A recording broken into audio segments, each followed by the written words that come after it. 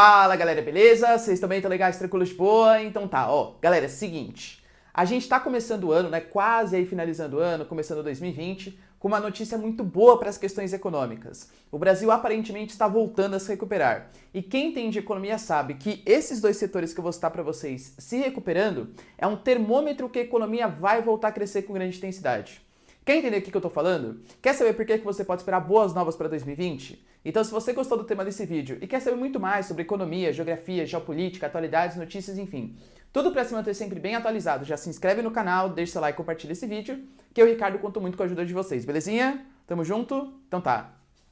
Galera, é o seguinte, ó, coloquei para vocês aqui, né, a economia do Brasil. Quando a gente fala de questões econômicas, vocês têm que saber que a gente, em geral, divide a economia em setor primário. O que seria o setor primário? Tudo aquilo que é responsável pela extração de matéria-prima. Então, por exemplo, agricultura, mineração, pesca, enfim, galera, caça, tudo que seja extração da matéria-prima da natureza mesmo. Existe um setor que vai transformar essa matéria-prima. Pode ser um artesanato ou pode ser a indústria, que é o setor secundário, e também a construção civil. Construção civil, então, tudo que está relacionado a rodovias, prédios, construções, também é considerado setor secundário. E o setor terciário, que é a grande parcela da população brasileira, que é o setor responsável pelo comércio e prestação de serviços. Então, por exemplo, você que é um professor, você está prestando serviço para uma escola ou para uma pessoa. Então, você é setor terciário. O setor secundário em geral, ou seja, esse setor de transformação, que é basicamente indústria, artesanato e construção civil, é considerado o termômetro da economia. Como assim? Em geral, ele dá prenúncios do que vai acontecer com a economia do seu país. Vou dar um exemplo para vocês. O Brasil ele passou por uma gravíssima crise em 2014, 2015, 2016, foram os piores anos da economia brasileira, penso eu, desde a República Moderna aí, tá? Em relação a déficit do PIB, decréscimo da nossa economia e tal. Só que a economia em 2010, 2011 aparentemente ia bem. O dólar estava baixinho, a inflação estava controlada e tal. Mas já havia um prenúncio que alguma coisa ruim ia acontecer, sabe por quê? Porque a nossa indústria estava parando, a construção civil estava parando. Então o setor secundário, se ele vai reduzindo, mesmo que a economia também não reduza inicialmente junto com ele, é um prenúncio que logo menos a economia vai piorar. E o que está acontecendo no Brasil hoje é justamente o contrário. O nosso PIB ele vai ter um crescimento nesse ano de mais ou menos 1,12, 1,16, né? Pelo menos é a previsão disso.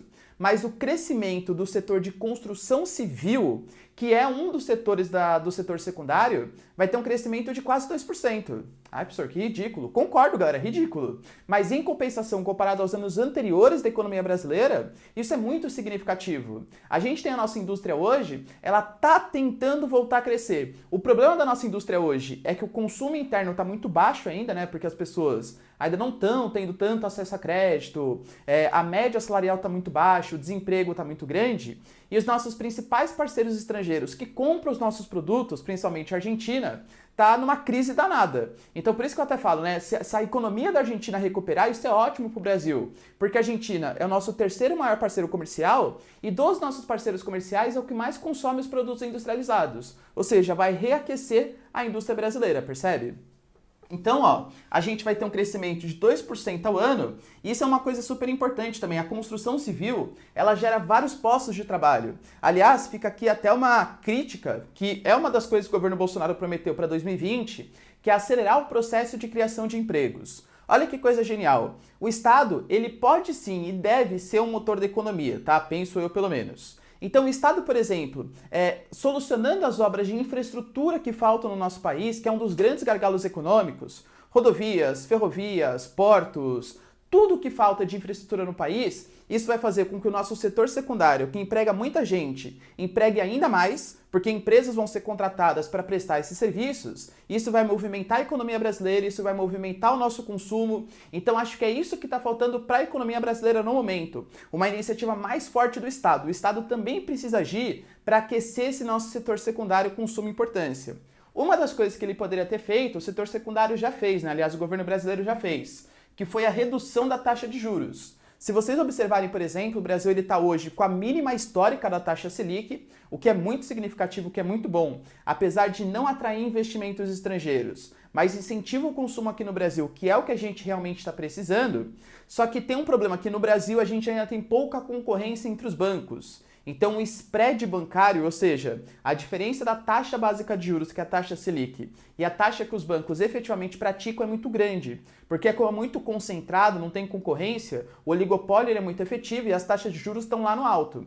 Mas mesmo com as taxas de juros lá em cima, elas estão também no menor histórico desde há muito tempo. Então, para você conseguir fazer um financiamento para pegar uma casa, para construir um prédio comercial, para construir qualquer coisa, a taxa de juros está muito mais baixa, incentivando os novos empreendimentos. Ou seja, há prenúncios, claro que existe toda uma conjuntura internacional, existe a chance do Bolsonaro falar alguma besteira, a gente sabe que ele fala bastante, tá? Então existe uma série de coisas que podem acontecer, mas a previsão é que para 2020, pelo termômetro da economia que a gente tem em 2019, é que em 2020 a situação brasileira já começa a melhorar, o nosso PIB cresça acima de 2% e vamos torcer para o Bolsonaro não fazer nenhuma besteira, principalmente na declaração que ele dá.